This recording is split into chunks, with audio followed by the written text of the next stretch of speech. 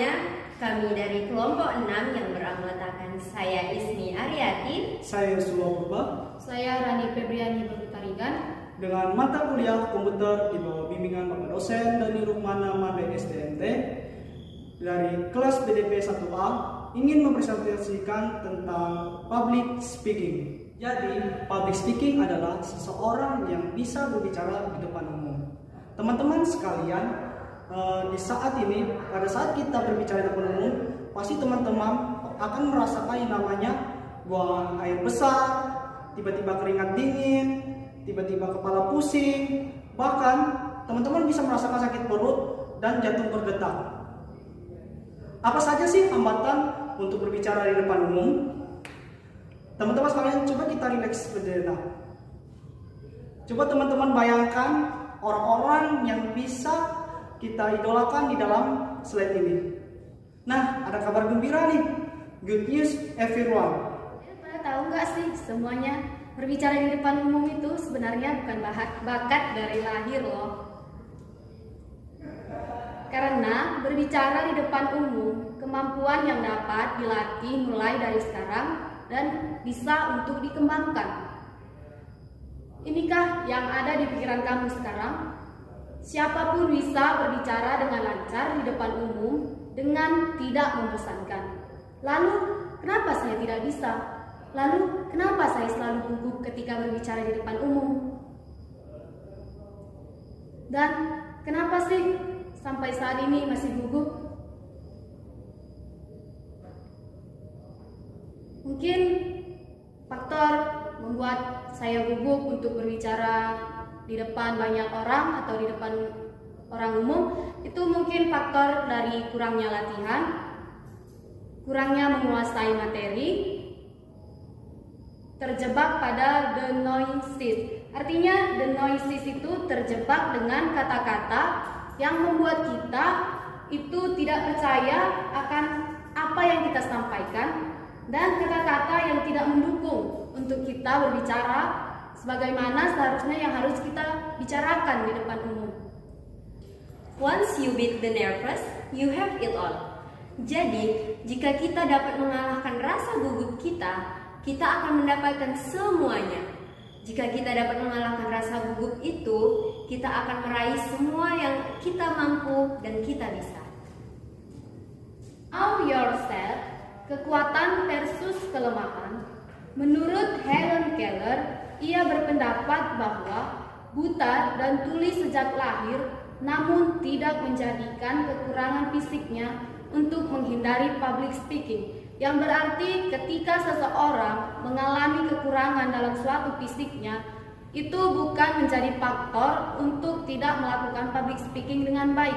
Tetapi dengan adanya kekurangan dari fisik seseorang itu, mampu membuat ia untuk melatih diri lebih baik lagi untuk mampu berbicara di depan orang banyak tanpa harus merasa memiliki kekurangan, tetapi itu adalah menjadi sumber penyemangat dia untuk berani meningkatkan potensi di dalam dirinya sekalipun ia memiliki sebuah kekurangan. Dan menurut Winston Churchill, mantan Perdana Menteri Inggris, beberapa kali tidak lulus ujian di dalam bahasa Inggris, namun beliau menjadi orator yang handal. Kita tahu bahwa menurut Winston tersebut, ia gagal di dalam ujian bahasa Inggris.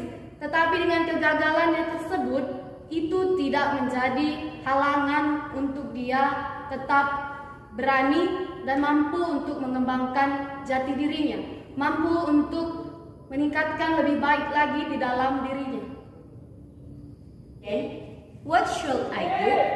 Nah, pertama kali yang harus kita lakukan agar kita mampu dalam public speaking yaitu menyiapkan seluruh materi.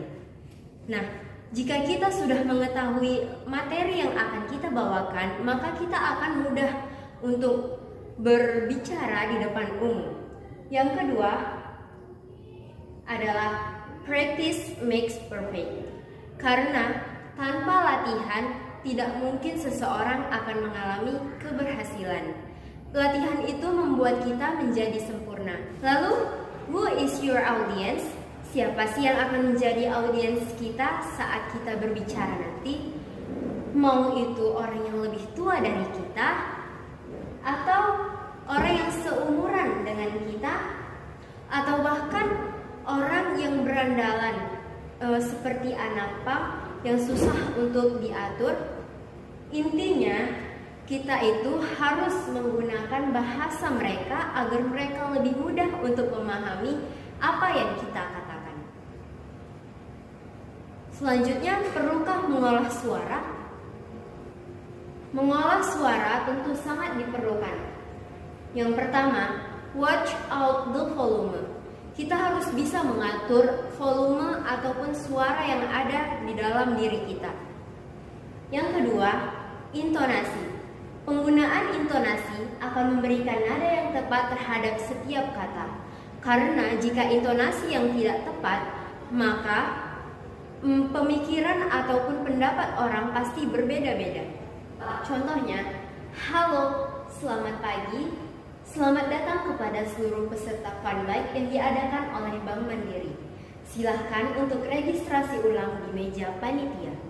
Jika kita mengucapkannya tidak seperti itu, misal, halo selamat pagi, selamat datang kepada seluruh peserta Fun Bike yang diadakan oleh Bank Mandiri, silakan registrasi ulang di meja panitia. Maka itu lebih sulit untuk dimengerti oleh audiens. Selanjutnya, berikan penekanan.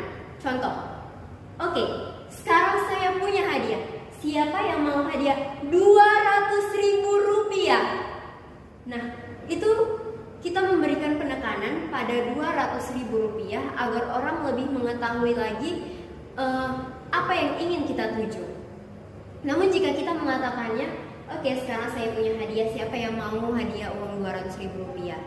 Nah, orang tidak terlalu tertarik dengan apa yang kita katakan karena kurangnya penekanan. Selanjutnya, berikan jeda. Contoh, selamat datang kepada Ketua Jurusan Komunikasi, Mas Harjo. Terima kasih Mas telah hadir dalam rapat besar HMJ siang hari ini. Itu kita beri jeda pada setiap kata-katanya.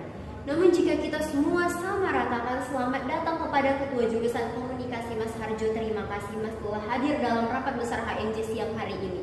Nah, itu tidak mudah untuk dimengerti oleh audiens karena dalam pemikiran audiens itu pasti berbeda-beda jika kita salah dalam penggunaan intonasi, jeda maupun penekanannya. Selanjutnya adalah artikulasi, yaitu teknik penyebutan suatu kalimat berdasarkan suku kata dan konsonan yang benar. Artikulasi itu sangat perlu karena jika kita tidak benar-benar menyebutkan artikulasinya, maka audiens juga tidak mengerti dengan apa yang kita katakan. Nah, untuk mengetahui atau lebih mudah dalam penyebutannya, yang pertama, buka mulut, jangan bergumam. Contoh, selamat datang kepada Mas Harjo. Nah, itu bergumam. Kita harus membuka mulut kita, jangan bergumam. Selamat datang kepada Mas Harjo. Artikulasi yang kita ucapkan itu harus benar-benar. Yang kedua, berbicaralah dengan kecepatan rata-rata. Jangan ngebut aja kayak kereta api. Itu lebih sulit lagi untuk dipahami oleh audiens. Yang ketiga, hold your audience. Maksudnya itu kita harus bisa menahan audiens kita. Audiens itu harus bisa tertarik pada diri kita. Jadi semampu kita untuk tetap memusatkan perhatian audiens kepada diri kita agar audiens tidak berpikirnya itu pikirannya tidak lari ke sana kemari. Harus berpikir bahwa kita adalah yang ditujunya. Dan yang terakhir itu think fast, berpikir secara cepat. Jangan sampai saat kita berbicara di depan banyak orang kita masih itu artinya kita tidak berpikir secara cepat. Jadi kita harus berpikir secara cepat agar semua kata-kata yang kita ucapkan juga secara lancar dan itu lebih mudah untuk dipahami audiens. Lalu, your can talk to, apa yang harus kita bicarakan sih? Body language. Body language atau bahasa tubuh. Bahasa tubuh kita juga harus meyakinkan audiens. Jangan kita hanya berdiri tegak, diam seperti ini saat berbicara depan umum. Maka audiens juga tidak akan tertarik dengan apa yang kita bicarakan. Lalu, mata. Pandangan mata kita harus tertuju kepada seluruh audiens. Jangan hanya salah satu audiens saja. Misal kita hanya memusatkan pikiran kita kepada salah satu audiens yang ada di depan kita. Itu tidak boleh. Kita harus memusatkan perhatian kita itu kepada seluruh audiens yang hadir dalam acara tersebut. Lalu, langkah kaki kita. Seperti yang tadi, kita juga tidak boleh hanya berdiri tegak seperti ini. Itu sangat tidak menarik untuk dilihat dan audiens juga pasti akan merasakan kebosanan. Dan lalu tentunya raut mimik atau ekspresi wajah kita. Jika kita merasa sedih, maka ekspresi kita itu harus sedih. Namun jika kita merasa gembira, kita harus gembira. Kan tidak mungkin jika kita membuat atau membicarakan sesuatu, kita merasa sedih, wajah kita ketawa-ketawa. Nah, itu tidak mungkin karena itu tidak sesuai dengan apa yang kita bicarakan. Nah, itulah tata cara ataupun tips bagaimana cara untuk agar kita lebih baik lagi dalam public speaking. Start it good. Tarik nafas, lalu buang. Tarik nafas, lalu buang. Nah, itu juga salah satu cara untuk memulai agar apa yang kita bicarakan, agar untuk memulai suatu public speaking, berbicara di depan umum, itu lebih baik lagi. Kita harus tarik nafas dahulu sebelumnya. And yang terakhir, don't forget to always smile. Karena audiens juga akan merasa lebih tertarik jika kita itu terus senyum. Kan tidak mungkin jika kita menjadi pembicara, kita mukanya itu selalu murung, sedih, maka audiens juga tidak akan merasa tertarik jika kita seperti itu. Mungkin ini saja yang dapat kami sampaikan mengenai materi public speaking.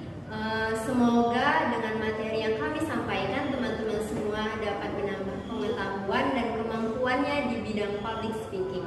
Kurang lebihnya kami mohon maaf karena kami juga masih dalam tahap belajar, dan kami akhiri dengan salam